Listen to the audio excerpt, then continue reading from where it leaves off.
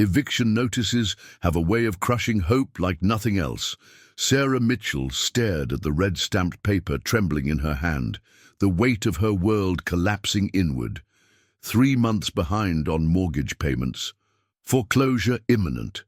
Her investment portfolio, what little remained after the market crash, wouldn't save her now. The startup she'd poured 5 years of her life into had folded last month, taking her health insurance and remaining savings with it. 48 hours to vacate, she whispered to the empty kitchen of her grandmother's Victorian home in Louisville, Kentucky.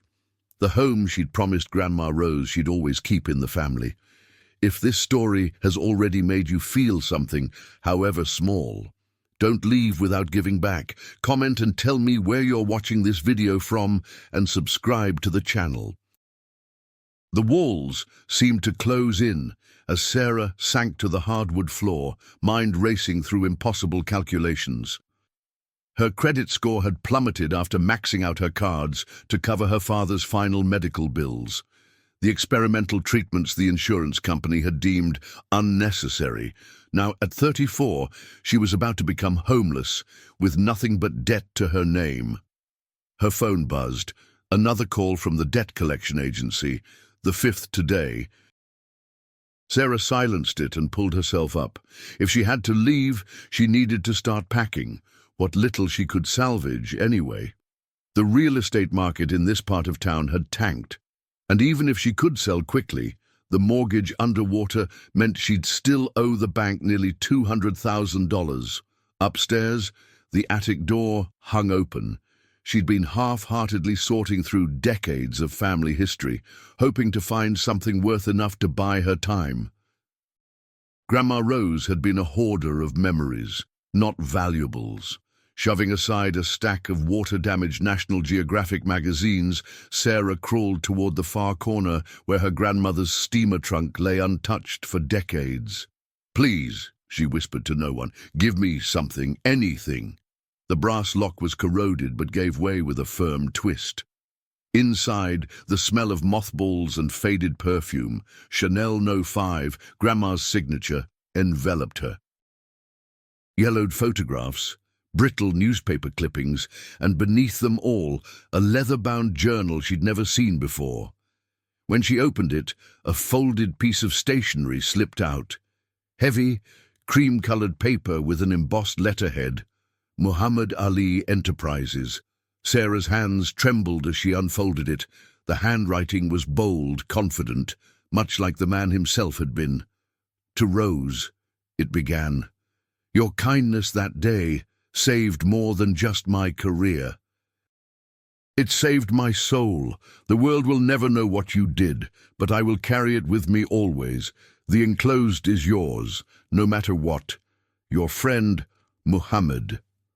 The letter was dated June 12, 1967, 2 months after Ali had refused military induction, when the Boxing Commission had stripped him of his titles, when the world had turned against him. Sarah frantically searched the journal, turning pages until a small key taped to the final page caught her eye. Beneath it, in her grandmother's precise handwriting, Louisville Central Bank, Box 412. For the first time in months, a flicker of hope ignited in Sarah's chest. What had her grandmother done? What connection could she possibly have had to one of the greatest athletes of all time? And what was waiting in that safe deposit box?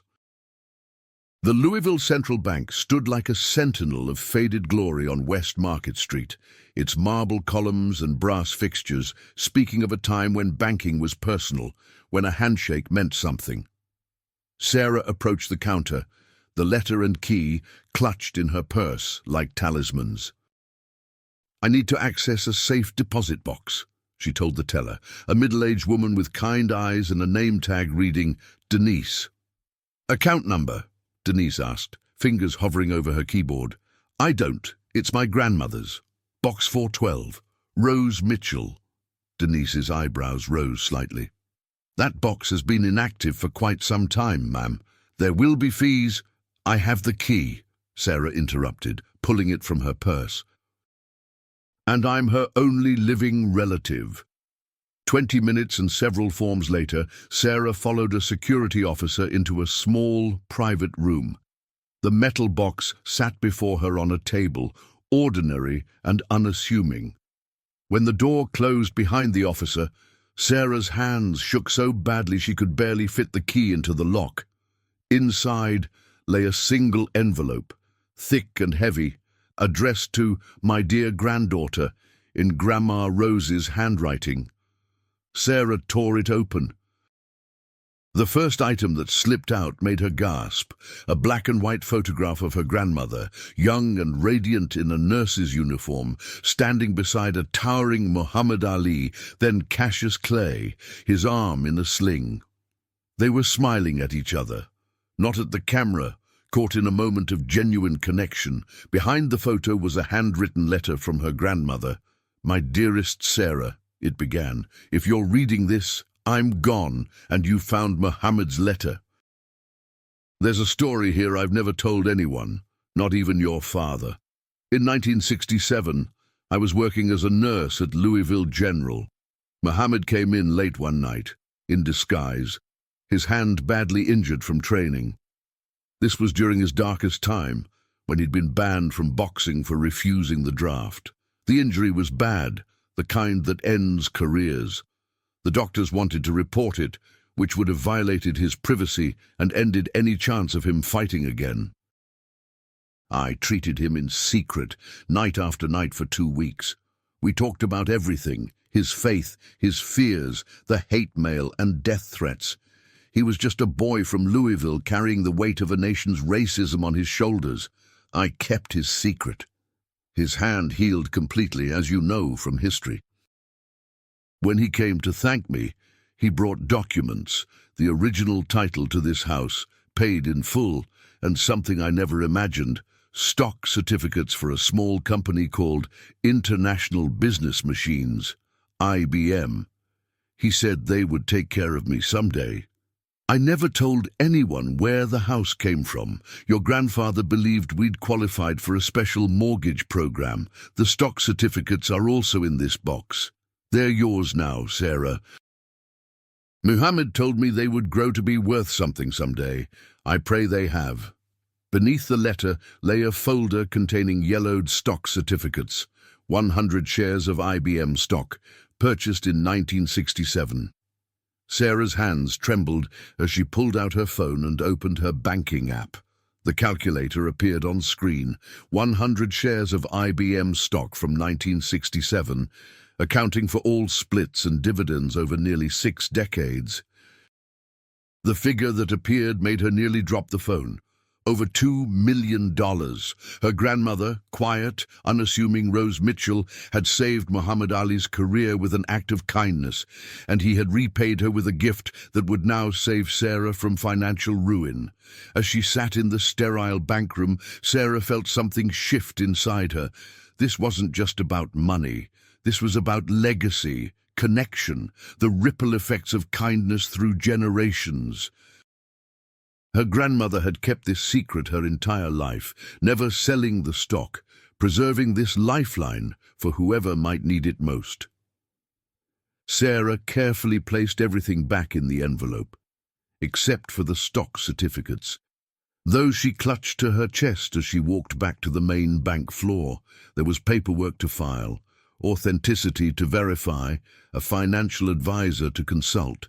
The mortgage could be paid off by tomorrow, her father's medical debt erased. A fresh start. But something else nagged at her as she scheduled an appointment with the bank's investment department. Her grandmother had kept Muhammad Ali's secret, had protected him when the world had turned against him. There was more to this story, more that needed to be honored. 2 weeks later, Sarah stood in the kitchen of her now secure home, staring at her newly renovated laptop screen. The banking app showed a balance that still seemed unreal, $1,875,422.16 after paying off the mortgage, her father's medical bills, and her personal debt. Her credit score had jumped 150 points. Insurance companies were suddenly eager to offer her comprehensive health coverage. But money wasn't the only thing that had been transferred into her possession. She now carried the weight of a secret connection between her grandmother and an American icon, a debt of honor that spanned generations. Ms. Mitchell. The voice pulled her from her thoughts. Dr. Layla Hassan, a historian specializing in Muhammad Ali's life and legacy, stood in the doorway, elegant in her navy pantsuit, a leather portfolio tucked under her arm. "Please, call me Sarah," she said, extending her hand. "Thank you for coming all the way from the Muhammad Ali Center. When you mentioned a personal connection between your grandmother and Muhammad Ali, I confess I was skeptical," Dr. Hassan said, following Sarah to the living room. "Many people claim such connections." Sarah nodded, understanding the historian's caution. "I was skeptical myself until I found these." She handed over the photograph and letter, carefully preserved in archival sleeves she'd purchased. "Doctor." Hassan's professional demeanor cracked as she examined the items. "This is extraordinary," she whispered. "This period of Ali's life is one of our biggest gaps in the historical record. After he was stripped of his title, he disappeared from public view for weeks at a time. There were rumors of a hand injury, but nothing confirmed." She looked up at Sarah, eyes wide. "Your grandmother truly saved his career." "She never told anyone," Sarah said. "Not even my father. Classic Muhammad too." Dr. Hassan smiled sadly. His generosity was legendary, but often anonymous. She carefully returned the documents. "What do you plan to do with this information?" The question had been haunting Sarah for days. The money was life-changing, yes, but the story, the connection, felt more valuable somehow. "That's why I called you," Sarah admitted. "The Ali Center preserves his legacy, his values. This belongs there, doesn't it? People should know about my grandmother's kindness and his gratitude." Dr. Hassan considered this. "Perhaps, but Muhammad valued privacy too, and your grandmother clearly did as well." She paused. "There's something else to consider. Muhammad's foundation funds health clinics in underserved communities. One is opening next month here in Louisville, in the very neighborhood where both Muhammad and, I'm guessing, your grandmother grew up." Sarah nodded. "The West End. Grandma lived there until she was 28. The clinic needs funding for a specialized pediatric cancer wing. Insurance companies often deny claims for the treatments they'll offer, claiming they're experimental."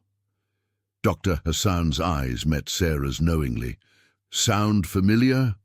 Sarah's throat tightened. Her father's denied claims, the unnecessary treatments that might have saved him. "How much?" she asked quietly. $1 million would fund it for 5 years. They'd name it after anyone you choose." Sarah looked around the room.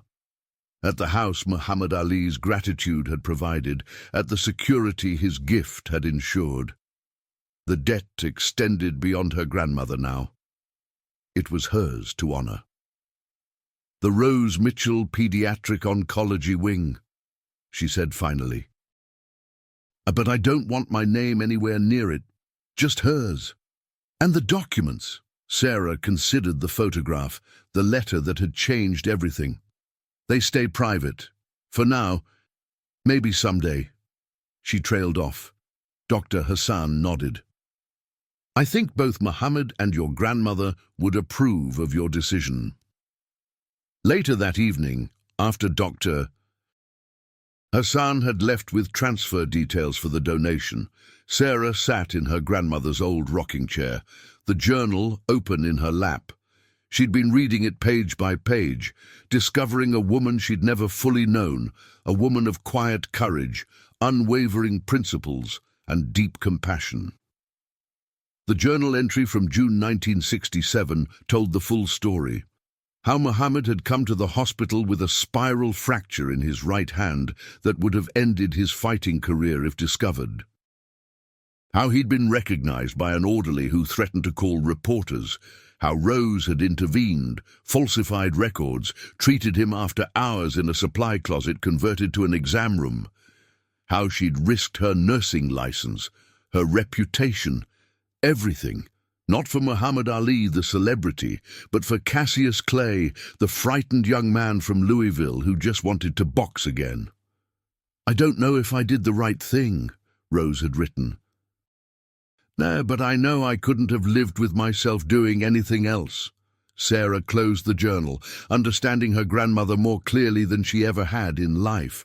The next day, she would start interviewing artificial intelligence security firms to protect her remaining assets. She would meet with startup incubators about investing in healthcare technology focused on insurance claim advocacy. She would honor the legacy she'd inherited, not just with money, but with purpose. The debt would be paid forward, not back. 1 year later, Sarah stood at the edge of a crowd, gathered outside the newly constructed West Louisville Community Health Center. A red ribbon stretched across the entrance, and beside it, a bronze plaque bearing the words, "The Rose Mitchell Pediatric Oncology Wing. Service to others is the rent you pay for your room here on earth, Muhammad Ali." She'd chosen to remain anonymous in the crowd, watching as Dr. Hassan addressed the gathered community members, healthcare workers, and local officials. The donation had grown. Sarah had leveraged her grandmother's investment strategies to turn her remaining funds into a sustainable endowment that would support the clinic indefinitely. Today, we honor not just a facility, but a legacy of compassion, Dr. Hassan was saying. Rose Mitchell was a nurse who understood that true healthcare means caring for the whole person, their dignity, their privacy, their future. This wing will ensure that no child is denied treatment because an insurance algorithm deems it experimental or unnecessary.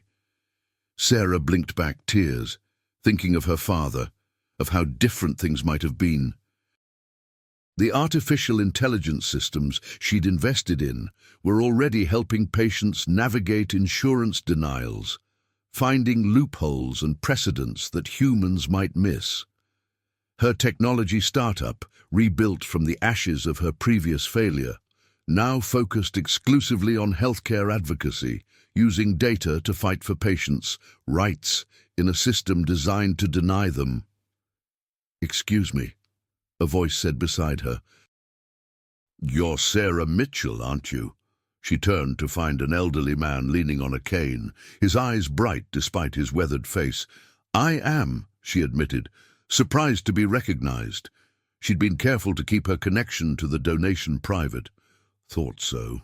You look just like her." He extended a gnarled hand. "Marcus Washington. I was an orderly at Louisville General back in '67. Sarah's heart skipped a beat. "You knew my grandmother?" "Sure did." "And I knew who she was helping in that supply closet after hours, too." He winked. "Your grandma made me promise never to tell. Said some secrets are worth keeping, even when keeping them could cost you everything." "You were the orderly who found Muhammad Ali?" Sarah asked, connecting the dots from her grandmother's journal. "Found him, recognized him, and kept my mouth shut. After your grandmother reminded me what was really important." Marcus smiled at the memory. "But I could have sold that story to any newspaper in the country, could have changed my life with that kind of money." "Why didn't you?" "Because your grandmother asked me a question I've never forgotten. She said, 'Marcus, what kind of world do we create when we profit from another person's downfall?'" He shook his head. "Stuck with me all these years." Sarah swallowed hard. "I never knew any of this until last year." "Found his letter in the attic." "That's how he was," Marcus nodded. The champ never forgot a kindness, and he could afford to be generous after he got his career back. He paused, looking toward the clinic. You did good, carrying it forward like this. Both of them would be proud. As Marcus moved away to find a seat for the ceremony, Sarah felt a tap on her shoulder. A young woman in scrubs stood there, tablet in hand. Ms. Mitchell, I'm Dr. Amara Johnson, Chief of Pediatric Oncology. Her handshake was firm, confident. I wanted to personally thank you for the artificial intelligence diagnostic system your company donated. We've already identified 3 cases that traditional methods missed. 3 cases, Sarah repeated. 3 children who might have been sent home with wait-and-see instructions, whose insurance would have denied the advanced screenings. Dr. Johnson's eyes were intense. Instead, we caught their conditions early, treatable, curable. A wave of emotion threatened to overwhelm Sarah. 3 families who wouldn't face what hers had. 3 children with futures restored.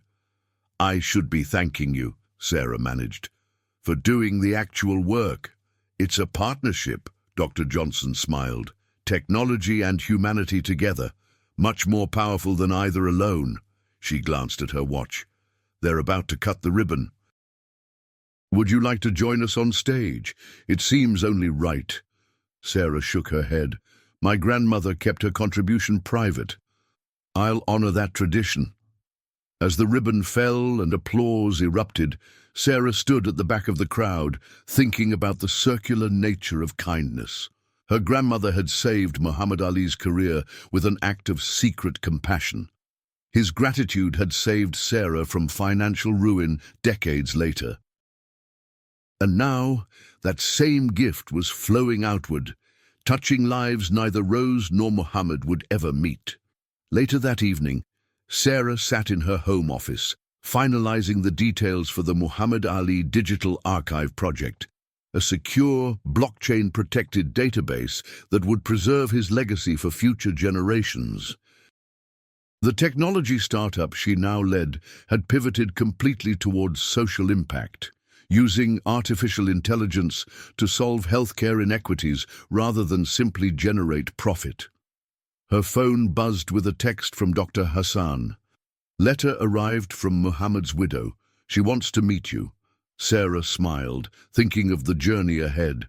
The story wouldn't remain private forever. Some legacies were meant to be shared. But she would ensure it was told with the dignity, integrity, and purpose that both her grandmother and Muhammad Ali deserved. On her desk sat a framed quote, words Muhammad Ali had once spoken that now guided her rebuilt life. Service to others is the rent you pay for your room here on earth. Sarah Mitchell was paid up for a lifetime, and still giving more. If you've made it this far and felt every word, don't leave without subscribing.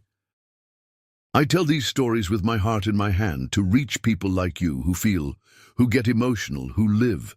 If this truly touched you, give back, comment, subscribe. Come be part of this family with me until the next video.